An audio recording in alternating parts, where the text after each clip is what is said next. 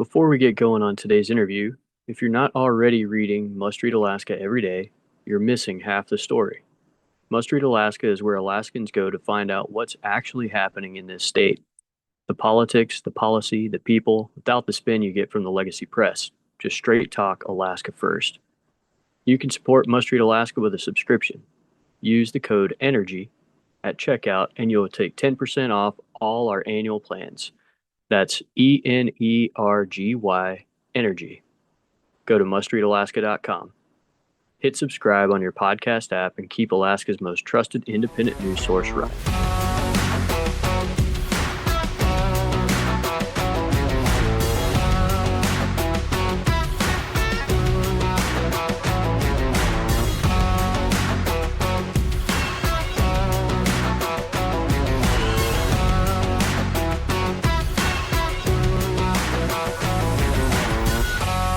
Welcome to the Must Read Alaska Show, Energy and Business Edition. I'm Todd.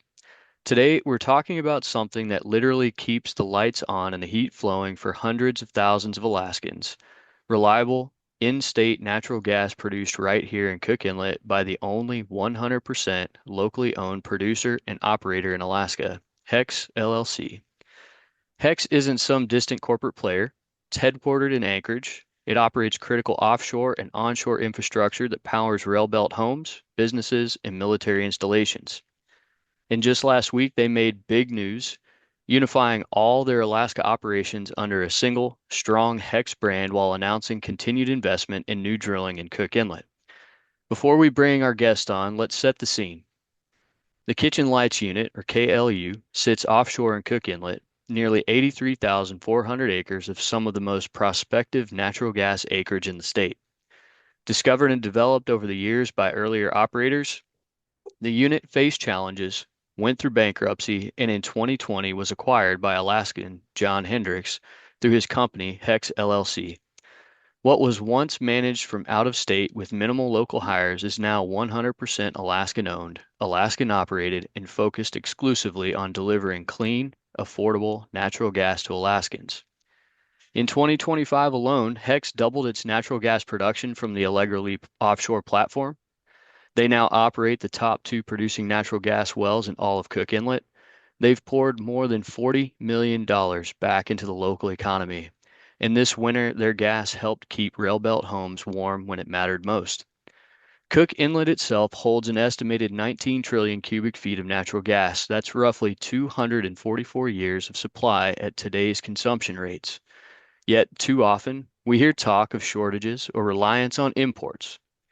HEX is proving that discipline, local investment can change that story. Joining us today is the man behind it all, Mr. John Hendrix, President and CEO of HEX LLC. A Homer native, civil engineer with more than 40 years in Alaska's energy sector, former oil and gas advisor to Governor Bill Walker, and recently named Outstanding Alaskan of the Year. John, welcome to the show. Thank you, Todd. Appreciate it. Yeah, of course. So, John, before we dive into the rebrand in the future, can you give us kind of a big picture? What does HEX do for Alaska right now, and why should every Railbelt resident care? Wow. I mean, I was listening to you, and I think first and foremost, it shows that Alaskans can enter this market. I mean, I used to be a commercial fisherman, and a lot of people are out there, commercial fishermen in Alaska, but not too many venture into oil and gas properties. And sometimes as a kid that grew up on a homestead out East Road in Homer, I got to pinch myself. And so, but I think the biggest thing is that we contribute currently 10% of Cook Inlet gas to the residents of the Railbelt, up from 5% last year. With us drilling last year and future years, Alaskans were protected from shortages. On top of that, a lot of Alaskans don't understand. They just see Henry Hub price. They don't really look. And you can go to EIA.gov and you can show that Alaskan homes had cheaper gas prices than the state of Texas homes for over 6 decades. We're anywhere between been like 7th to the 11th cheapest state in the country. Now, keep in mind, for every $1 increase, that's $100 million it cost Alaskans. So everybody's always say, why help Cook Inlet? You know, Hmm. that's the reason why. So I'm proud of the fact, and we have a lot of Alaskan employees, and we're really Alaska higher focused. And it's a can-do attitude, and I'm blessed with a lot of good people that are committed.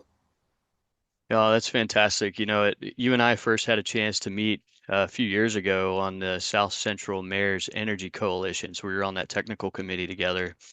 And as we were going through and sharing, just as you did, one of the few things that still remains standing in terms of what can solve this problem is Cook Inlet natural gas. So let's go back to the beginning of the HEX story.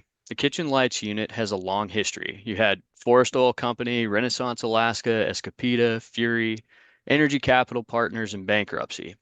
So walk us through, how did you get involved? Why did you decide to take this risk? And what did the unit look like when you stepped in? Okay, let's just back up a few years. Yeah, it Yeah. was. I mean, we picked up a fixer upper, but back up. What happened was they collided three different units into one, and the Mm, DNR basically approved a lot of things as far as royalties, and that's why you always hear us talk about royalties. Alaskans don't hmm. know a royalty is over your gross, and so we were blessed with 12.5% state royalties and another 12.5% royalties that were awarded to others and blessed by the state. And I Hmm. can't peel those back. I wish I could. I honestly think the AG should investigate a few of them, okay, for the Mm, benefit of the state. hmm. But that is that. Um, but so we were basically, like I said, we were faced with a fixer upper. And so we brought a management team in, and we basically for 50 years experience in oil and gas, and Hmm. basically leading global production technical limited to BP, going around the world. I mean, I've worked in every continent except Antarctica, brought those skill sets and my team into this Hmm. equation, and we worked on all the operational issues. But operational issues was just one thing, and very one small thing. It's Hmm. what we were burdened with as far as the economics. 25% royalties. We bought the company for less than basically 30 some odd million, all intact at first. Some Hmm. people say I got the numbers all wrong, but of that, of working, we were the state appraised our property at 82 million, just the assets without the wells and without the gas. Hmm. And IRS only allowed us to depreciate from 20. So that was a big one, and we're going to court here soon on it with the state Supreme Court, just to Mm. how they're unfairly taxing us. Okay. Well, that's a pretty interesting history, and we hear just all of the various partners that were involved in that up until you've come in. And so this kind of brings us to where we're at right now. So last week, you guys had, and this is HEX LLC, had a really big announcement. HEX is rebranding. So Fury Operating Alaska is now HEX Operating LLC. HEX Cook Inlet is now HEX Energy LLC. Everything is under this HEX umbrella. So tell everybody why now, and what does this rebrand signal to the market, to the regulators, and to Alaskans? Yeah, I think it's significant as we're an Alaskan company. Hmm. HEX stands for Hendrix Exploration. We want to explore. We want to be bigger than we are now. We are an Alaskan-owned operator, Hmm. and we are not uh, a utility, right? Hmm. So it's very important that people to understand is that HEX is an Alaskan oil and gas company. Hmm. And we would like to basically be looked at as the trusted go-to Alaskan company that knows oil and gas. Hmm. Sadly, I think it's amazing to me is how little we really know, and I'll even say how little I really knew about what oil and gas companies were all about and how it was managed with royalties and Hmm. overrides and underrides and taxes until I owned a company. Hmm. but it's but we're here to help Alaskans navigate through this because legislators and everybody should understand this game. This is an alpha industry for the state of Alaska, and we need to understand it because Alaska, I think, has been duped a number of times. And one thing we wanted to show by other pretenders out there to be oil and gas players that we're an Alaskan oil and gas company. We're here to stay, and we want to help Alaskans, and we want to be looked at as the go-to person, go-to company to consult with Alaska on anything in the future. No, that's good, and you bring up a really interesting point about Cook Inlet. And it was just a few years ago that all of the conversation really started around there's a shortage of gas. But you would remember this better than I would. 10 years prior to that, we had the exact opposite problem when we're looking at storage. And so the Cook Inlet has just always been kind of right in there in between. And we've had various legislation that has come through in order to deal with this, Cook Inlet question, quote unquote, if you will. But I think what we're here is we're talking about a really positive story. I mean, you're already drilling again. You have two more wells planned for 2026. So you've got some pretty big future plans here. So how does this fit into the bigger picture of Cook Inlet's massive gas resources and Alaska's energy security? Well, 19 T's of gas equivalent to 244 years, and you mentioned that in the Hmm. Railbelt availability. And if you put that into oil, I think it's close to 3.5 billion standard billion barrels of oil. If that Hmm. was on the North Slope, people would be going after it like crazy, especially now with the lease sale and PRA. Yep. And it shows that we shouldn't bypass an Alaskan resource like Cook Inlet, like Hmm. this resource. It should always be in the mix. Cook Inlets provide Alaskans for gas for their homes, and like I stressed, over 60 years, and it's all cheaper. A lot of people don't understand that it's an island economy. We can only Hmm. produce how much people need. We've always produced for 60 years dependable gas for Alaskans, and that's pretty good surety, right? Hmm. 190 million a day is what Alaskans need. So ask anybody, if you could only sell 190 million a day, would you go out and drill more wells than 190 million a day? No, we don't. We always just drill a little bit more than what we need for security. And we Hmm. could drill more. And I think one thing that we're trying to tell everybody is we've taken for granted Cook Inlet gas, Hmm. but we haven't realized the importance of how it is as a key ingredient to our energy reliance. I mean, it's if we didn't have Cook Inlet gas today, where would our state be? We'd be like Nome 5 years ago when the Russians had to save Nome. We'd have someone come in to save Anchorage. Right now, I heard some of the utility companies were paying $52,000 a year for diesel, and now they might pay 153 no 100 no 52 million. Now they're paying 153 million this coming year for diesel at current diesel prices. One thing Hmm. Alaskans also need to know is our gas price doesn't fluctuate with world economies or world issues. We sell long-term contracts. I've signed a 5-year contract to show my commitment. We Hmm. spend about $40 million a year drilling. We're going to spend another 40 this year, and it basically gives you set prices. You know what your prices are going up and down, not going to go up and down, and it's set for like 5 years at a time. Everybody Hmm. knows what the price is. The only problem is we don't want to over drill because we don't get paid for it, and we're Hmm. different than a utility in that we use our money to do it. We don't go to the RCA and get them to bless a project, and then the citizens of Alaska has to pay for all the capital out of their back pockets, all the Hmm. operating costs, all the utilities, all the bonuses for those individuals, all the G&A, and Hmm. sometimes up to 11.9% profit. So if you build $1 billion import facility, you got to pay $119 million a year in profit to those that built it, and their market cap goes up $1 billion, but you as a citizen paid for it. Get real. Really? Okay. Yeah, you mentioned a lot of things about just the importance of Cook Inlet, and one of the things that I've heard from many folks, because I'm a firm believer that the Cook Inlet is not out of gas. I mean that's the very simple statement that most people will say, but just this past November, we had the Department of Natural Resources come out and give a pretty big kudos to what was happening in the Kitchen Lights, what was happening over at the Beluga River field.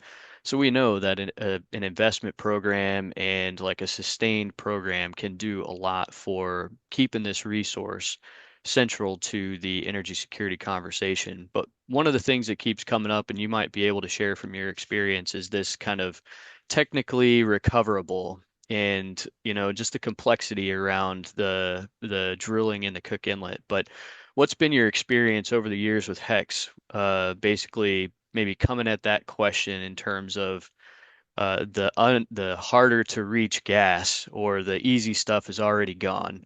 What would you say to that? Currently right now, we haven't provided the landscape for anybody to spend more money in Cook Inlet Hmm. because everybody is wanting to either bring fuel gas in from Canada or wherever Mm-hmm. it's come from, or down from the slope, which I'm okay with. Let me just be very clear to everybody. Mm-hmm. I'm 100% supporter of getting LNG exported out of here and using Mm-hmm. LNG gas to pay for Alaskans projects. Mm-hmm. I don't really think we need a pipeline to paid for by Alaskans to save us for heating. I think Harvest Import Facility can do a lot. Mm-hmm. But the 19 Ts, and then of the 19 Ts, how much can we actually use? Where is it? Mm-hmm. I think with first, like I told you earlier, when gas was at 8, now it's at 12 plus, right? Mm. Yep. That's another $400 million that Alaskans are paying for their gas. Mm. $400 million a year. Mm-hmm. Now the average WACOG, the weighted average, is lower than that, but Mm. if it's trending with it out to 12, eventually the average is going to be 12, Yep. right? So that's hard for the consumer, but it also opens the door for those wanting to risk and explore, because Mm-hmm. now when prices go up, right, your economics improve for exploring.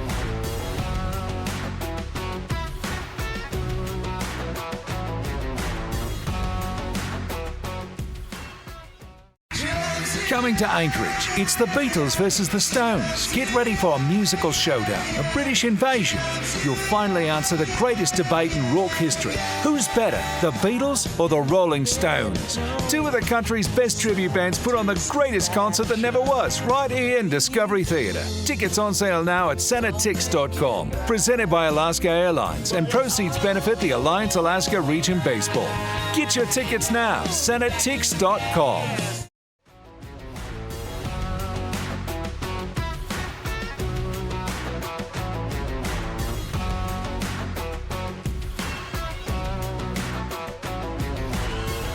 We can. One interesting fact, just by talking to you, I did just a simple thing, is that all of our gas that we produce, we have 84,500 acres or something like that in Kitchen Lights.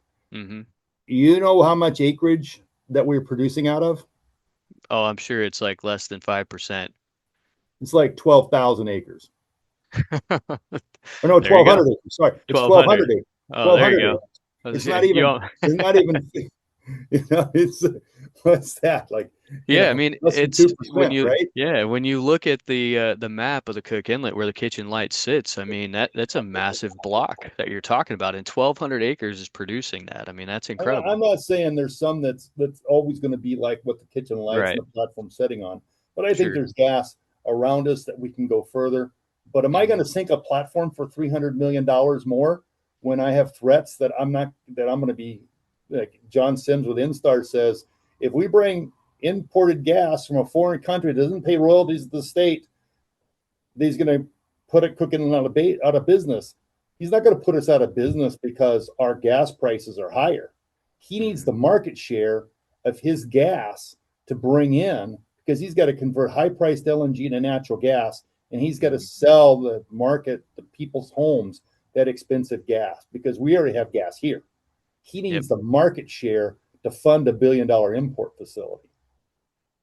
Yeah, and it's on the heating side of things, and that's even before we start get into the gas used for the industrial fuel and whatnot. Yeah, you can't blame people for trying to make $1 billion. If you and I went into business together and brought an LNG facility, you and Hmm. I net worth would increase $500 million immediately if the RCA approved it, and we'd split 119 guaranteed profit margin. Yeah. So you'd both make about $60 million net profit a year Hmm. after everybody else paid for our work. That's pretty good business, Alaskans. Oh man, that is it Who just wouldn't goes bite to onto show. that deal? The RCA is Yeah, beautiful. that's right. And and it highlights a lot of the difficulties that you're talking about, right? Is like you've just got a big disparity on these projects that are out there, and I think we've lost the ability to kind of look at the gift right in front of us, Yeah. and that is the Cook Inlet and how it has been, and it will continue to be. I mean, even all the gas line conversation that's happening right now, the actual date of this, it may not materialize on the particular year in which we're talking about. And so we're going to need to make sure that we've got that gas secure. And that comes from like what you're talking about here with the increased drilling campaign. And then, the import facility is still too subject to schedule delays and things like that. I mean, these mega projects, they just don't happen overnight. Just like with drilling programs, is you got to take the risk and go out and look for it. Yeah. I mean, we're a resource. We're here to help the state. You Hmm. know, sadly, I think, we're always here to consult with anybody in the state that wants to talk about my experience and how I can help the state. Hmm. They haven't utilized as much of it they should have. But Hmm. what we need in Alaska is someone that can bring all parties together, be transparent, understand the risks, understand the benefit, Hmm. paint the prize, the picture of what you're trying to achieve, put people at ease, and move forward. Yeah. But I think the state of Alaska, like Glen Farm, we should both try to minimize our risks so we can maximize our profits. Yeah. I mean, that's why you go into business, right? Right. And you do. I mean, my biggest challenge as an Alaskan is what happens if no one wants my gas 2 years before the pipeline comes to Anchorage Hmm. and we elect not to drill. Hmm. Yeah. Or, That's a question that not many people have wanted to answer. well, what happens? I mean, if we went to drill last year, you probably would have had problems. Hmm. I plead with people and I said, don't put me in that position as Alaskan because I'll probably foolishly drill, right? Which Hmm. isn't right. But I don't want to be the devil here.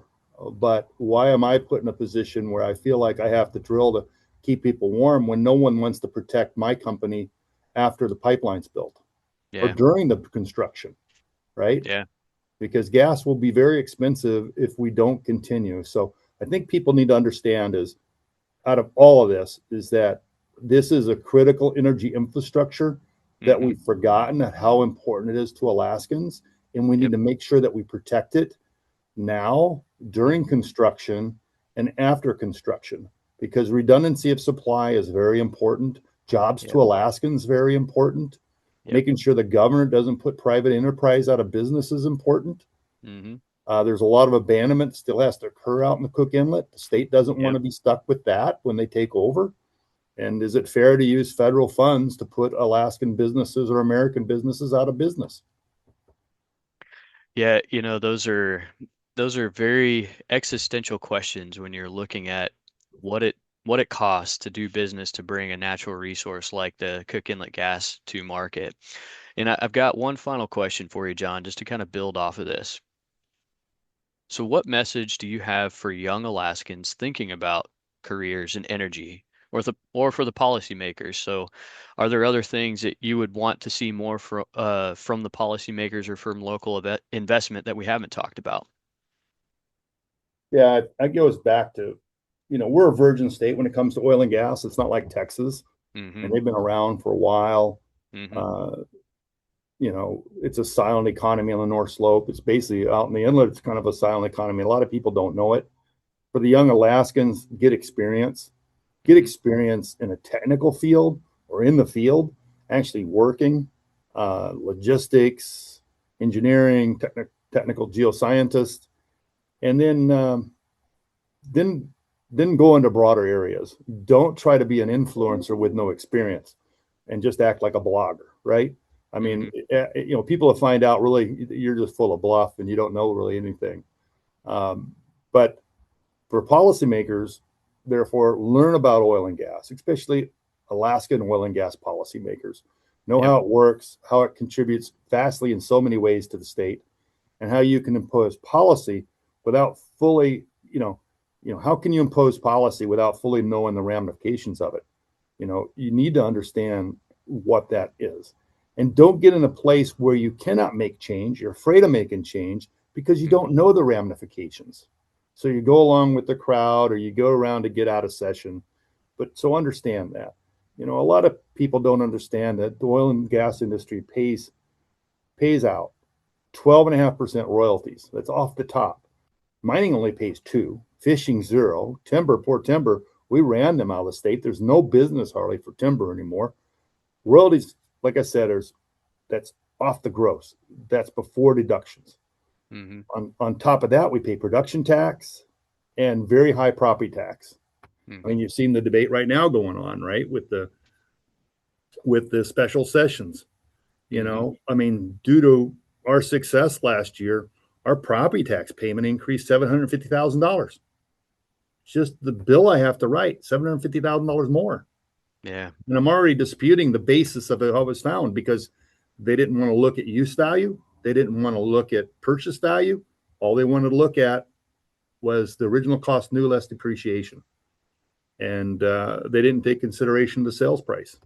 And I don't think anybody in Alaska would like that on a personal note. And neither do I. But I think more for Alaskans, it's get out in the field, look what Alaska's resources has to offer, either oil and gas or fishing or timber or mining, but try to find a job that basically that ties you to some kind of trade or skill first, and then build from that. Everybody needs a foundation. Yep. And a foundation shouldn't be, I know how to talk on the radio, right? Because I think you're a valuable radio talk because you're an engineer, right? That's right. Yeah. I mean, when you come in as an engineer talking to an engineer, I think you have a lot more validity and you have a lot more insights on how things work. Yeah. Right. It's great advice, and my, 17 years in the industry working onshore and offshore across the United States, and like we've got some shared experience there in Russia as well. I think I would be remiss to end this and on, just here are some things we got to look at. But when we're talking about the oil and gas industry, we're talking about some of the most technological implementation of whatever, right? Whether it's the downhole tools, it's the surface equipment, it's how we actually go and process the chemicals. But John, can you share with the audience maybe a cool piece of technology that you guys have implemented that maybe the general public wouldn't know, but is exciting for engineers or maybe the young people that are coming up? Yeah. First, very simple. Everybody's banked at Wells Fargo or someplace, right? Or North Rim, Yep. and they put their money down the tube, right? Yep. We That's right. send our state water samples in for testing through our pipeline through a pig, and that just sends them from offshore to onshore, just like you're making a deposit. So you don't have to do helicopter flights, putting crews at risk. Oh my goodness. And the other thing we do and that's new, as part of our fixer upper plan. Another thing we do is basically is this year with Vault, and we're doing it in conjunction with Hillcorp, is how we've increased the number of well slots we have as we've gone to a dual wellhead system. Oh, So you nice. got a 30-inch conductor.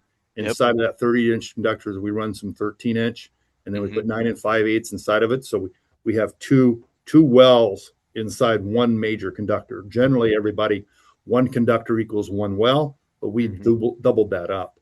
And so those 2 extra slots we had, now we make 4 wells out of the 2 slots. And so that's a pretty good technological advantage that we have right now. And then we'll get into sidetracking later, and then how we look for gas from the geoscience side is good. All kinds of little seismic tricks that you do. I learned a lot by shooting seismic with Apache. It's basically how do you tie seismic data to actual well data, and then mapping that, and then what they're doing on the North Slope, like the Brookian Formation, reprocessing seismic to see shallow formations, shallow oil and gas. It's exciting what's out there. I like companies like Fox. He's down south in Soldotna, is got coil tubing going. It's a young Alaskan that's sort of like the same career path as I had as a Schlumberger engineer. Mm-hmm. He's now has his own well servicing company, coming up with a lot of great things. He's doing the cementing cool. on the platform. But yeah, there's a lot going on. I'm sure I missed a few things. Some things I can't share. But Oh yeah. I but tell you what, the little pig, the messenger pig, that is probably one of the coolest things that I've heard. I mean, we normally would stuff all the tracking devices in there, but I never even would have thought to say, here's a way we could deliver critical information by using existing infrastructure. I mean, that simple, creative, technical. I mean, you got to love the oil field in that regard. yeah, I mean, we got to take a sample every day and we ship it down the pipeline. Well, at least 3 times a week we have to ship it. I can remember signing the bills for all the helicopters we had to fly to get samples sent down, just to the point at which we could put them on an airplane to go and send them somewhere else. But Yeah. And then I don't know if you heard about it, but 2 years ago we did the first Beyond flight. That's beyond line of sight with a drone yeah, ever that in was cool. America. And we went from onshore at our facility 15 miles to our platform. Yeah, I remember seeing Beyond the line press of sight. release on First that. time That in was, American history that anybody's flown, and first time in Alaska, but yeah, basically for this incident for all of America to a platform. Had never been done before, and would like to that is, continue to pursue the drone technology and how it can help yeah, villages and everybody else. yeah, that's really cool. Well, John, I Oh, want to, yeah, go all ahead. right, What you got? So one thing's coming out pretty soon is I used Okay. to coach wrestling in Homer. I founded Popeye Wrestling Club, and one of my guys, he's just like 55 now. Fortune Seas, Ian Pitzman, out of Homer, is partnered with us, and we're bringing a 190-foot Edison Schwest vessel up that we acquired, and Mm-hmm. it should be leaving Port Fourchon hopefully this weekend and be in Alaska the 1st of July. And so we hope it's here by the 4th, and it will be helping serve the Cook Inlet area in Alaska on any commercial need. But first and foremost, to support our platform, getting more oil and gas out of the ground for Alaskans. That is awesome. That is great news to hear. That is Yeah, really cool. no, it's good. It's managed by a Homer company where I'm from, and Mm-hmm. it's going to employ their people and staff, and he's coordinating, the captains and mates to crew that, and we'll have a reliable ship to provide us support. Very cool. Well, John, I just want to say thank you for taking the time to be here today with us and to talk about the rebrand with HEX. That's exciting. Congratulations. And just to share some of this background on Cook Inlet, I mean, it's a historic field. It's been there for many years and it's continued to provide a lot of value. And I think everybody's going to have a much bigger appreciation for the work that you're doing, the fact that it is locally grown, if you will, and all of the plans that you guys have here in the future. So before we go, is there any place that people can go and find out more about your company? I think all we have is a LinkedIn address right now. LinkedIn? Yeah, All right. Lauren set that up, and but don't believe Well, all the stuff you read. We're just trying to do the right thing. perfect. Well, we'll make sure to put the LinkedIn address in there for you guys, so that way, if anybody wants to follow the press releases or any other cool tech that you guys are implementing there on the platform and at your facility. So, uh, for more information, you can also find work at mustreadalaska.com, and we have the full story on the HEX rebrand and the continued Cook Inlet investment. And we'll include many of the links here that we've talked about in the show notes. So that's our energy and business segment. I'm Todd. Stay warm, stay informed, and we'll see you next time on the Must Read Alaska Show.